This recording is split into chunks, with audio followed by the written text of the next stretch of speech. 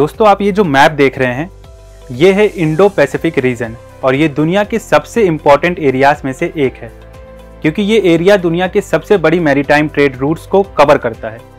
ये reason Asia के dynamic economics को अमेरिका, यूरोप और अफ्रीका से कनेक्ट करता है, जहां से इंटरनेशनल शिपिंग लेन्स गुजरते हैं। इन रूट्स से ऑयल, गैस, मिनरल्स और मैन्युफैक्चरिंग गुड्स का ट्रेड होता है जो ग्लोबल इकोनॉमी के लिए बैकबोन का काम करता है। लेकिन पिछले कुछ सालों में इंडो पैसिफिक रीजन में कुछ प्रॉब्लम सामने आई हैं, जैसे कि सप्लाई चेन डिस्ट्रप्शंस। कोविड-19 पैंडेमिक के दौरान जब फैक्ट्रीज बंद हुई तब शिपिंग रूट्स काफ़ी अफेक्ट हुए और रॉ मटेरियल्स की शॉर्टेज हुई, जिससे ग्लोबल ट्रेड काफ़ी इम्पैक्ट हुआ। दूसरा है ट्रेड इम्बैलेंस। चाइना का डोमिनेटिंग रोल और दूसरे देशों का उस पर डिपेंड होना ट्रेड में इम्बैलेंस क्रिएट कर रहा था। वहीं साउथ चाइना सी में भी चाइना के अग्रेसिव स्टांस की वजह से इंडो पैसिफिक रीजन में जियोपॉलिटिकल टेंशन बढ़ने लगी थी। इसके साथ ही इंडो पैसिफिक रीजन में डेवलपिंग कंट्रीज को ट्रांसपेरेंट और फेयर ट्रेड प्रैक्टिस की कमी महसूस हो रही थी। उनको लग रहा था कि उन्हें इक्वल अपॉर्चुनिटीज और फेयर मार्केट में एक्सेस नहीं मिल रहा है, क्योंकि ज़्यादातर जो मैन्युफैक्चरिंग पावर थी वो डेवलप्ड कंट्रीज के पास थी। और इन्हीं सब प्रॉब्लम्स को देखते हुए 23 मई 2022 को टोक्यो में यूनाइटेड स्टेट्स के लीडरशिप में इंडो पैसिफिक इकोनॉमिक फ्रेमवर्क को लॉन्च किया गया, जिसमें Australia, Bharat, Japan, south Korea, Singapore जैसे बड़े देशों को मिलाकर कुल 14 देश शामिल हैं। ये देश दुनिया के 40% जीडीपी का हिस्सा हैं और ट्रेड में इनका 28% शेयर है। इस फ्रेमवर्क के 4 मेन पिलर्स हैं: trade, supply chain, clean economy and fair economy.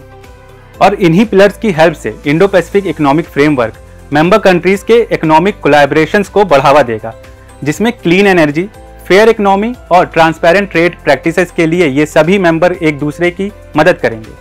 और अभी हाल ही में प्राइम मिनिस्टर नरेंद्र मोदी ने यूएस में हुए IPEF समिट में इन 4 में से 3 एग्रीमेंट्स पर साइन किए हैं, जो क्लीन एनर्जी, क्लाइमेट चेंज और फेयर इकोनॉमी से रिलेटेड हैं, जिनका मेन फोकस रिन्यूएबल एनर्जी को बढ़ावा देना, इन्वायरमेंटल फ्रेंडली टेक्नोलॉजीज को प्रमोट करना और ट्रांसपेरेंसी के साथ ट्रेड को कंडक्ट करना है।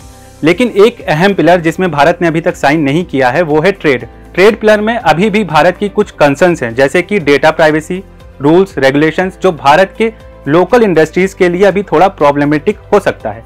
लेकिन फ्यूचर में इस पिलर में भी नेगोशिएशन करने की संभावना बनी हुई है। अब सवाल ये उठता है कि भारत को इन समझौतों से क्या फायदा होगा। दरअसल ये समझौते वैश्विक स्तर पर भारत की बढ़ती हुई भूमिका को दिखाते हैं, खासकर इंडो पैसिफिक रीजन में।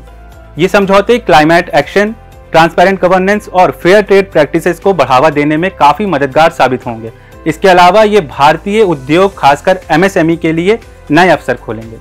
अगर फ्यूचर की बात करें तो IPEF भारत के लिए एक बड़ा मौका है, जिससे भारत ग्लोबल सप्लाई चेन का हिस्सा बन सकता है। वहीं भारत को भी इन समझौतों का पूरा फायदा उठाना चाहिए, देश में क्लीन एनर्जी को प्रमोट करने के लिए और मैन्युफैक्चरिंग को बढ़ावा देने के लिए। इससे हमें सस्टेनेबल डेवलपमेंट और जियोपॉलिटिकल स्टेबिलिटी बनाए रखने में भी मदद मिलेगी। बाकी एज ए UPSC एस्पिरेंट्स आप क्या सोचते हैं, भारत को इन समझौतों से और क्या क्या फायदे उठाने चाहिए, हमें कमेंट करके जरूर बताइए। और अगर आपको ये वीडियो पसंद आया हो तो वीडियो को लाइक और शेयर करना ना भूलें। मिलते हैं नेक्स्ट वीडियो में। धन्यवाद।